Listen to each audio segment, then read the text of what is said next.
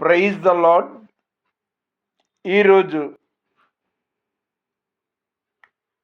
September 19th 2025 Friday.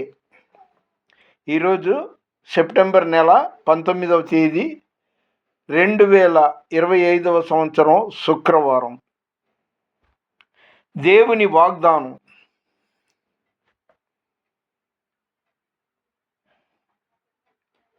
యెహోవా యందు భయభక్తులు గల వారిని సన్మానించుము. అంటే దేవుడి యందు భయభక్తులు, యెహోవా యందు భయభక్తులు గల వారిని సన్మానించుము అని కీర్తన 15:4 ఉంది. దేవుడిచ్చిన వాగ్దానం అది.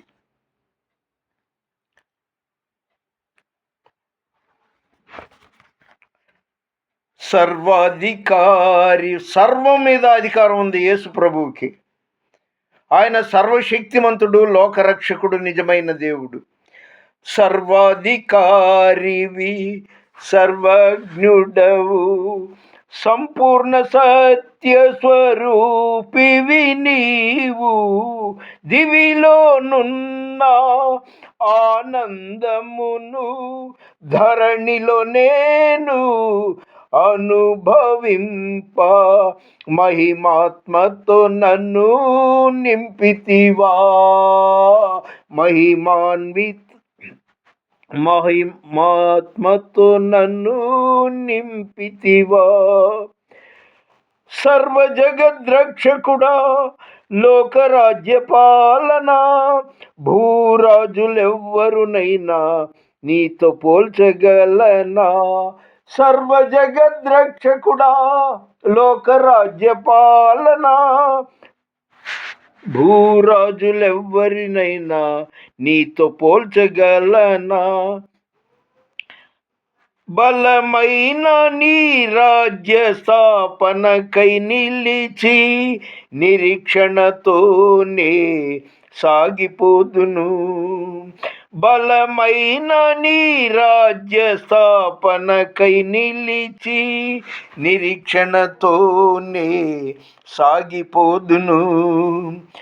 సర్వాధికారివి, సర్వజ్ఞుడవు, సంపూర్ణ సత్య స్వరూపివి నీవు.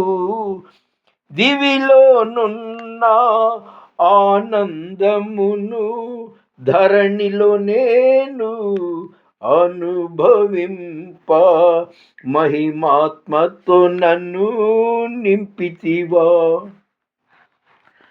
దేవునికి ప్రియమైన వారలారా, ఇది ప్రాముఖ్యంగా ప్రతి ఒక్కళ్ళు గుర్తుంచుకోవాల్సిన విషయం.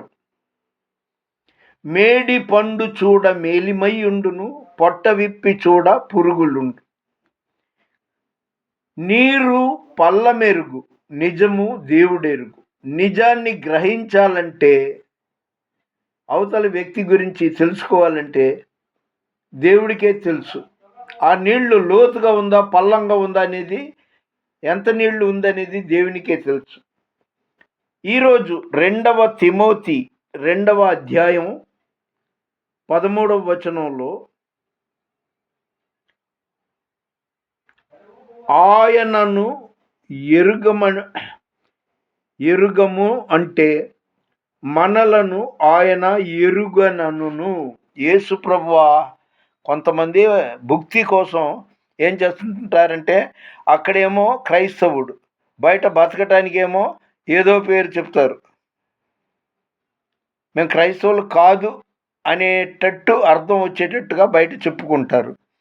అందుకే అక్రమము చేయు వారలారా మీరెవరో నేను ఎరుగను అని ఆయన చేత అనిపించుకునే రోజు వస్తుంది. అది ఎవరికి? నిజంగా దేవునిలో ఉన్న వాళ్ళకి అలాంటివి ఉండదు. కానీ పైకి యేసు ప్రభువే మా దేవుడు, మేము క్రైస్తవులు అని చెప్పి పీకల మీద వచ్చేటప్పటికి అబ్బే మేము అది కాదండి, ఇది మొక్కుతాం, దాన్ని మొక్కుతాం, దీన్ని మొక్కుతాం అని చెప్పే వాళ్ళు ఉన్నారే, వాళ్ళు వడ్డీ వ్యాపారం చేస్తూ మేము క్రైస్తవులని చెప్పుకుంటూ లోపల వడ్డీ వ్యాపారం చేస్తారే, అలాంటి వాళ్ళు, మోసం చేసేవాళ్ళు. మొన్న నా మీద దౌర్జన్యానికి వచ్చిన ఆ సొలొమోన్ రాజు, మరి వయసులో పెద్దోడు అనేదైనా ఆలోచించాడా? అతను చదివిన బైబిల్‌లో అలా లేదేమోలే. నా కొడకా నిన్ను వదలనురా అన్నాడు బహిరంగంగా. నా ఒంటి మీద షర్ట్ మీద దేవుని వాక్యాలు ఎంబ్రాయిడరీ ఉందని మీ అందరికీ తెలుసు. నేను కిమ్మనకుండా అలా ఊరుకున్నా. యెహోవా ఈరే అనుకున్నా. అంటే అతనేమో బయట నేను పాస్టర్ గారిని అని తిరుగుతుంటాడు.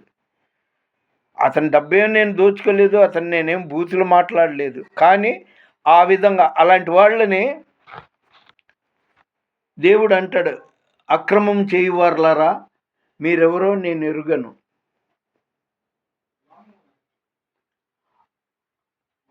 మనము నమ్మదగని వారమైనను, అర్థం చేసుకోండి నిదానంగా, మనము నమ్మదగని వారమైనను ఆయన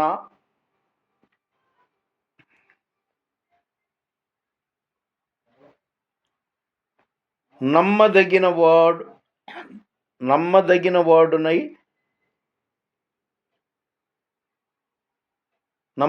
వాడుగా ఉండును. ఆయన తన స్వభావమునకు విరోధముగా ఏదియూ చేయలేడు. మానవ స్వభావం వేరు, దేవుని స్వభావం వేరు. మానవుడు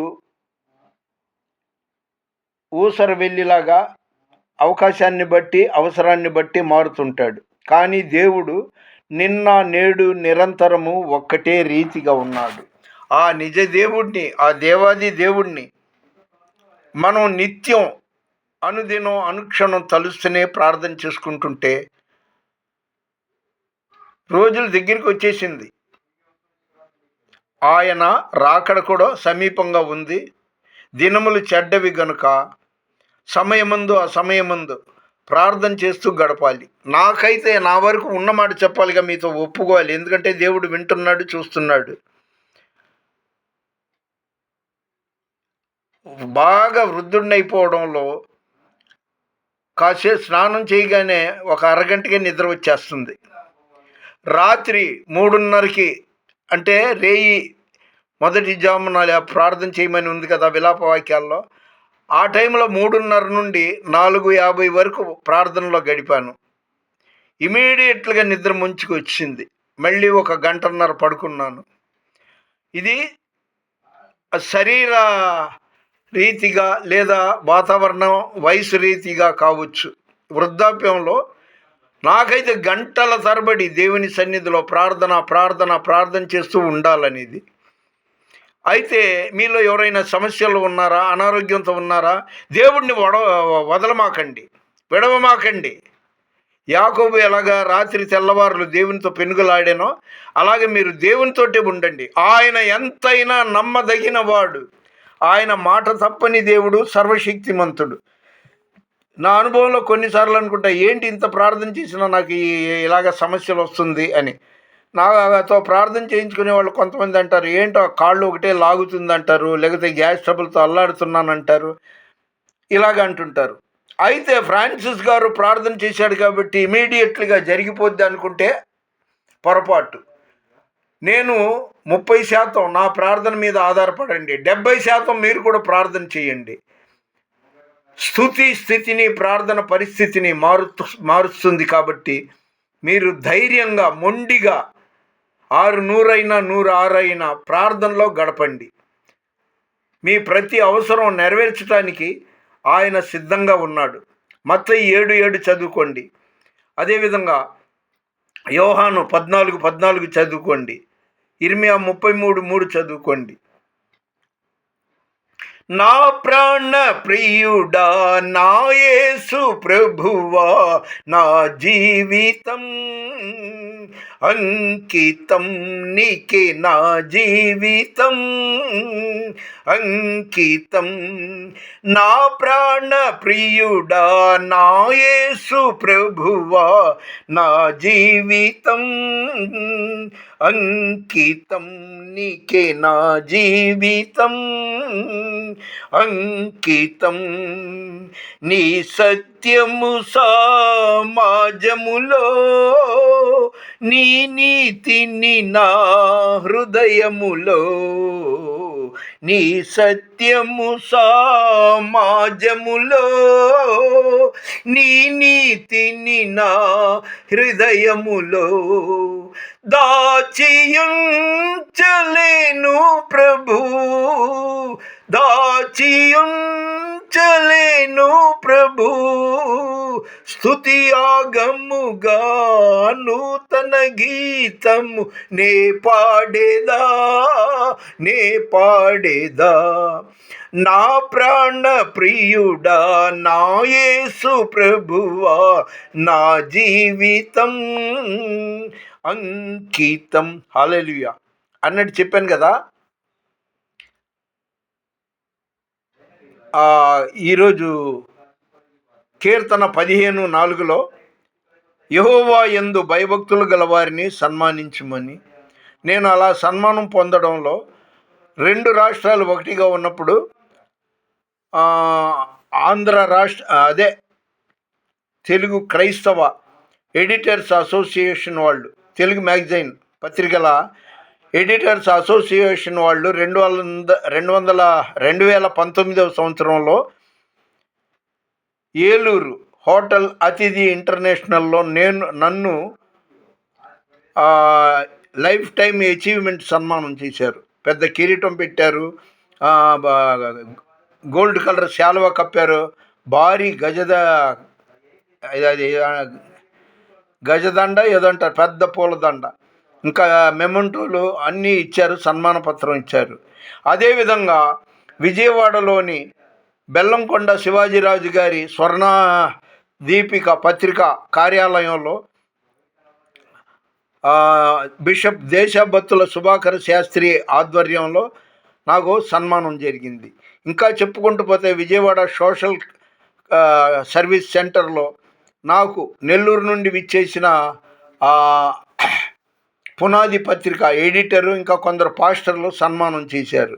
సన్మానాలు నాకు అక్కర్లేదండి, కానీ దేవుని విషయంలో నేను బాధలు పడటానికైనా సిద్ధంగా ఉన్నా. అయితే ఎందుకంటే ఆయన అన్నాడు కదా, తన సిలువను మోసుకొని నన్ను వెంబడించేవాడే నా శిష్యుడని. అందుకని కష్టాలు, సమస్యలు, శోధనలు, బాధలు ఇవి షరామాములే. కాబట్టి దేవునితోనే ఉంటాను. మీకు కూడా నా సలహా ఏంటంటే, ఇంట్లో ఎవరికైనా అనారోగ్యం వచ్చిందా, అప్పులతో అల్లాడిపోతున్నారా, చెప్పుకోలేని సమస్యలతో ఉన్నారా, యేసును ఆశ్రయించండి. ఎందుకంటే ఆయన అన్నాడు, ప్రయాసపడి భారం మోసుకొనుచున్న సమస్త జనులారా నా యొద్దకు రండి, నేను మీకు విశ్రాంతి కలగజేతునని. ఆయన మాట ఖచ్చితంగా నెరవేర్చే దేవుడై ఉన్నాడు. మీరు మొండిగా, బలంగా, విశ్వాసంతో ఆయనకు ప్రార్థన చెయ్యండి. 1 గంట ప్రార్థన చేసి అయిపోయిందిలే నా బాధ్యత అన్నట్టు ఉండమాకండి. రోజు ప్రార్థన చేస్తూనే ఉండండి. ఫలితం వచ్చే వరకు మీరు ఓర్పుగా రోమా 12:12 చదువుకోండి. ఆ విధంగా దేవుని కోసం ఎదురు చూడండి. నిశ్చయంగా మీ కోరికలు సఫలమవుతుంది.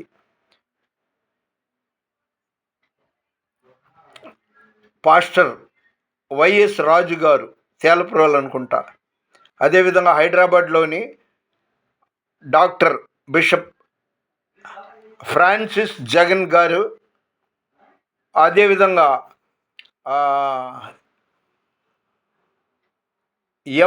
బిషప్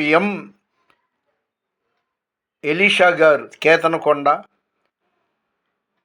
ఇంకా నాకు తెలిసిన దైవజనులు అల్లూరి విశ్వప్రసాద్ అయ్య గారు, అదేవిధంగా స్తోత్రం సజ్జా బర్నబాస్ అయ్య గారు గుడివాడ. ఇలాగ దైవ సేవకులు అందరి ఆశీస్సులు కూడా నాకు ఉన్నాయి. నేను వ్యక్తిగతంగా ప్రార్థన చేస్తూనే ఉన్నాను. వయసు పైబడింది కాబట్టి శరీరం సహకరించట్లేదు, లేదా వయసు సహకరించట్లేదు. నా కోసం మీ ప్రార్థనలో జ్ఞాపకం చేసుకోండి. ఈ వీడియో చూసిన ప్రతి ఒక్కరి కోసం నేను ప్రార్థన చేస్తున్నాను. దేవుడు మిమ్మల్ని, మీ కుటుంబంలో అందరినీ ఆయురారోగ్యాలతో క్షేమంగా ఉంచి మీ జీవితం దీవెనకరంగా మార్చునుగాక. యేసు నామంలో మన వినికిడిలో ఈ మాటలు దేవుడు దీవించునుగాక. దేవుని పరిచర్యలో మీ రత్నం ఫ్రాన్సిస్. God bless you.